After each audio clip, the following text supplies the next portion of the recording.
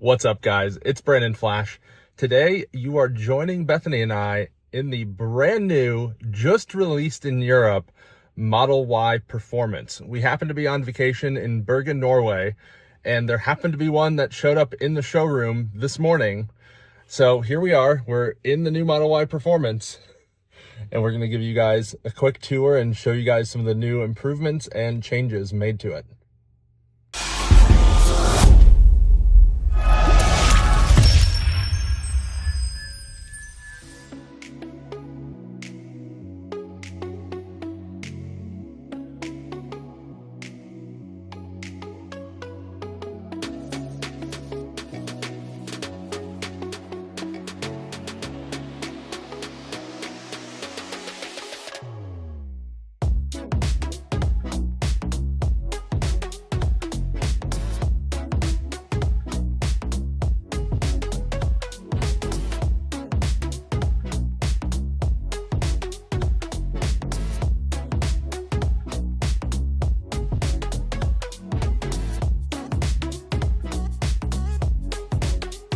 Before we get into this video, I did want to mention, if this video or any of my other Tesla content is helpful, make sure you use my Tesla referral link down below. It's in the description as well as in the pinned comment.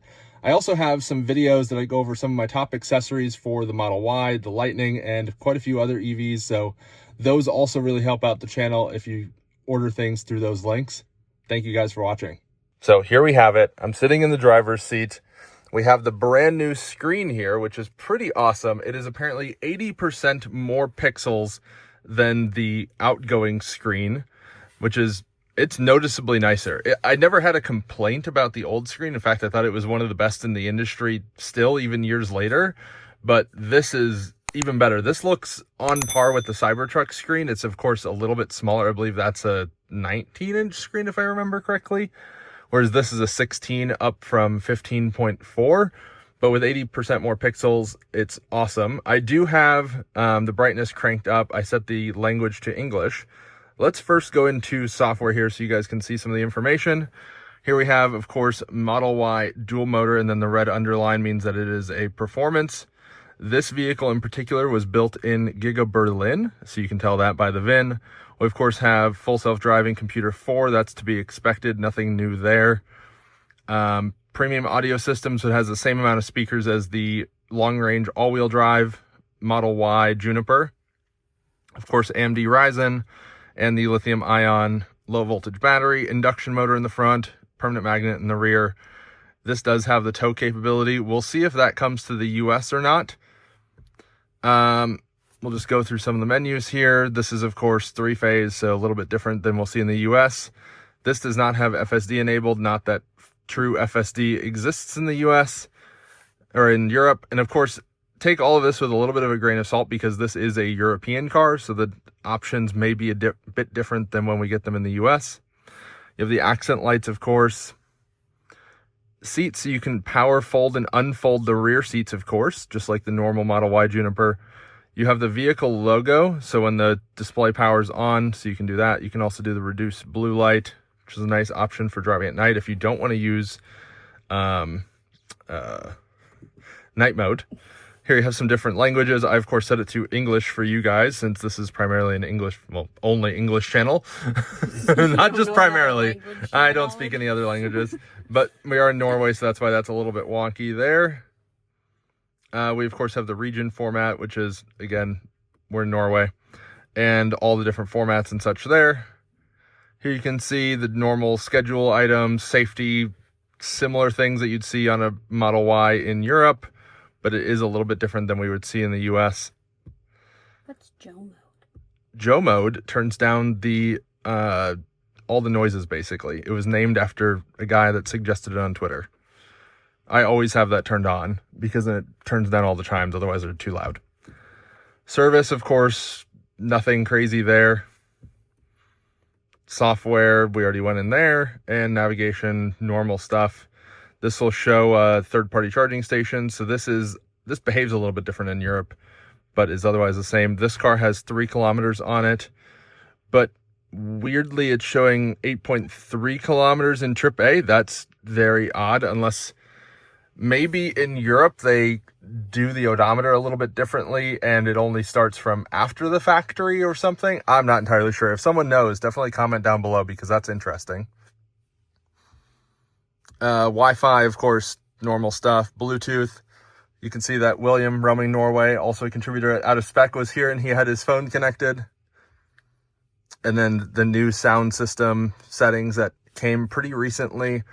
Lots of different audio input options. Those may vary by region as well. And upgrades, that's not showing here because this is a Tesla-owned vehicle. So not exactly shocking there. Let's do some route planning here just to test it. Enable online route planning. Yep. Let's do Oslo. We might not even need a charge to go there. The car is at 69% though.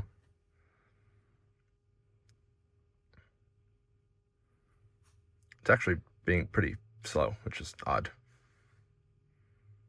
So there we go. You can see that we charge in all, and then there are some speed cameras along the way. Let's do a little bit longer route. Let's do Munich, for example. Sure, Munich International Airport. That sounds good. This is a pretty long route. I've never really played with the multinational route planning in Europe, so I'm pretty intrigued as to how it handles this. Okay, so it's suggesting a ferry rather than going through and like down that way. So that's interesting. That probably is the fastest route. Let's see if these change it at all. Nope. So that's pretty cool to see. You can also tap on these now.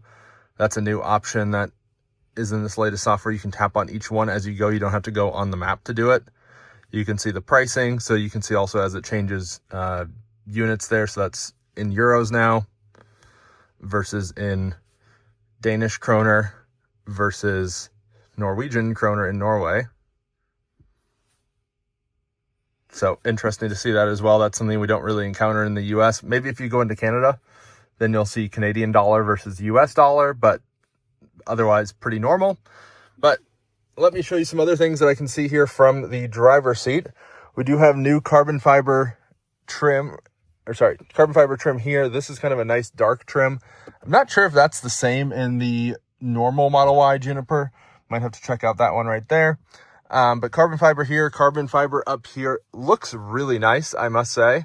We of course have the accent lighting. Steering wheel looks the same.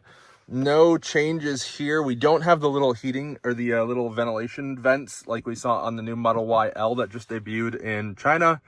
That's a bit unfortunate. I think that would have been a nice addition here. We have the performance pedals, so aluminum style metal pedals down there. Let's see what style latch we have. So this is a magnetic style latch, which is good to see. I believe all the Junipers have that now. Checking the glove box. There we go. And that doesn't feel the best. It kind of kerplopped down, but it is a magnet shut. You can also see version 4 supercharger post and version 3 supercharger post there as well. Let's move into the back seat and show you guys some of the exterior as well. Getting out of the car, you can also see that we have different puddle lights here showing the performance logo. We do not have lit up sills. That would be a pretty nice addition. Here you can see the black mirrors, the new 21-inch wheels. No emblem on the front hood, which is not surprising. We have the kind of standard kit that comes with a European Model Y. So we have the road hazard kit, tow hitch, and the Type 2 Manekes cables that you can use for public AC charging. You do still have a drain down there and your tow hook down there. I would not expect to see any of this in a US or North America market Model Y performance. Here you can see also the pedestrian prevention or safety popper things. European front plate bracket. We have a nice little dark, like gloss black. Here you have the new kind of inlets to have air pass through. That's really the only change on the front bumper. On this side, we have the aero caps off of the front wheels. You can see the red brake calipers on the Performance. And on this side, you can see the brake caliper peeking through, but we have the aero covers on. I personally prefer with the covers on, but curious what you guys think. Definitely comment down below. of course, what was hard to see before because I was sitting in it, but these are the new seats. These are the performance seats. They have this accent here, and they have the new thigh bolster support. So here is the new thigh bolster that has been long requested by myself and many others. It actually goes out fairly far. It's not like crazy or anything, but definitely something I've been wanting for a very long time, having previously driven BMWs. Let's see how low this seat goes as well. Do that. So that is all the way down. Still not low enough in my opinion, but a noticeable improvement overall on these seats. We of course have this badge, which I really like. Let's go into the back seat and check that out as well. And here we are going into the back seat. This seems to be unchanged as far as I can tell. Interesting that it was just on like a blank screen, but we have the same options that we normally would have as far as I can tell. So you can power the fan here. You can adjust the ventilation as you wish. Turn that off. Of course, have heating on both of the outboard seats, but not on the middle seat. You have music, so you can select your music as you wish. You have your different media inputs. Let's see if we can get that to focus. There we go. It's very bright. You have some games. These may be different in different markets. And then you have the brightness, of course, and your volume as well. So there you have that rear screen. That seems to be unchanged as far as I can tell. And of course you have the USB-C ports back here as we have come to expect on Juniper Model Y. And of course we have the armrest here with the cup holders. This seems to be unchanged from the original Model Y even. And Tesla always does a really good job with build quality and just general material selection. None of this is hard plastic. It's all kind of soft touch. You've got carpet in here, even on the inside, on this side. Of course, have all your buttons, carbon fiber in the rear, as well as the lighting and soft touch surfaces here as well. Coming around to the back, this spoiler overhangs quite a bit, but I really like it. Of course, the signature indirect lighting, the performance badge down here, and then you do have a little bit of these extra winglets down here, as well as this gloss black. You can see the different drill points there for the different types of license plates. We'll open this up. Nice and fast as always. Still one of the most annoying covers, tonneau covers in the business. We'll fold these.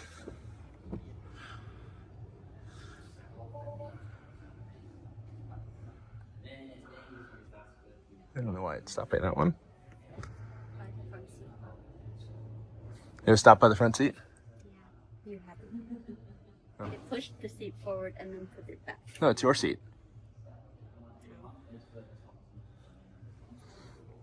And then, of course, you can put it back up as you would expect.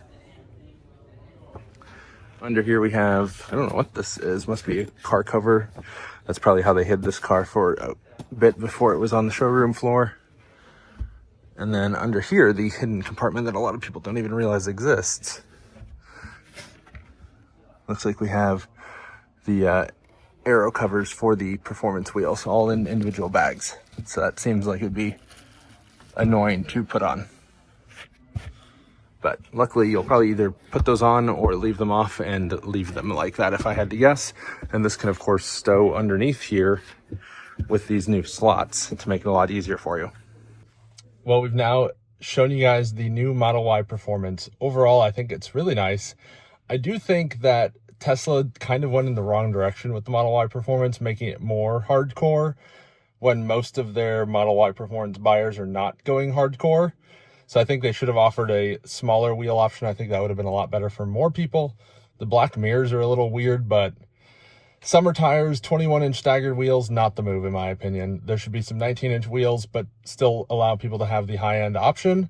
And I think that would have been a lot better option for more people, like they used to do with the non-performance upgrade package Performance Model 3 and Model Y, if anyone remembers those. Bethany, what do you think compared to the normal Model Y? You don't really get performance cars. No, not overly. I mean, in comparison to like my Model Y, I have the same, like, the light bar is nice. I will say the screen is noticeably nicer, and that's the first difference I've seen in anything from my version Model Y to now. This should be in all Junipers at this point. Yeah, like this part is definitely way nicer. I kind of feel like the seats are kind of nicer. These are a lot nicer. And I think the thigh support is really nice. I personally would buy this over the normal Juniper just for the better seats. And I totally forgot to mention it. This has a bigger battery. As far as I can tell, just from kind of digging into the WLTP ratings and such, this should have about a 4 to 5 kilowatt hour larger battery. So in Europe, that means going from the 79 kilowatt hour usable LG pack to roughly an 84 kilowatt hour usable LG pack. So what that translates to for the US market, I think, is to be seen.